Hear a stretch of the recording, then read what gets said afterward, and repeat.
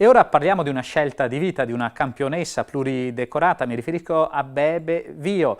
Pochi giorni fa negli Stati Uniti alla Casa Bianca ed ora a Fabbrica in provincia di Treviso, dove ci starà per un anno. Vediamo il servizio. Dagli esami di maturità all'oro olimpico alla cena in casa Obama. Il 2016 per Bebe Vio è stato certamente un anno da incorniciare, che l'ha consacrata come icona assoluto dello sport paralimpico italiano. Per la 19enne fiorettista di Mogliano Veneto, già campionessa mondiale di scherma paralimpica, le fatiche scolastiche della prova di maturità e quelle sportive della preparazione olimpica sono state ripagate in pochi mesi da una serie di soddisfazioni straordinarie.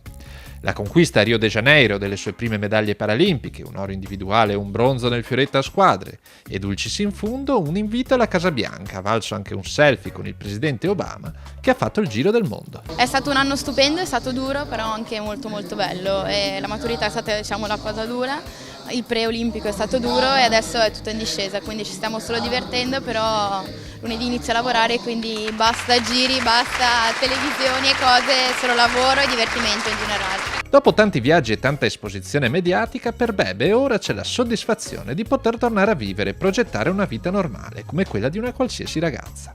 Una casa nuova, gli amici e anche un'esclusiva opportunità di lavoro. Vado a lavorare a Fabbrica, l'agenzia di comunicazione di Benetton, quindi sto qua, diciamo, in Veneto ancora un anno, andrò a vivere a Treviso. Vedo l'ora di andare a lavorare, di andare a vivere da sola e insomma di riuscire a farmi una vita normale, tra virgolette, che secondo me sarà la cosa più bella di tutte. Dal Brasile all'America a Treviso, Bebe Vio ha scelto di tornare a casa per cominciare la sua vita da grande, per la soddisfazione dei concittadini trevigiani. Questa finalmente è una bella notizia per la città di Treviso.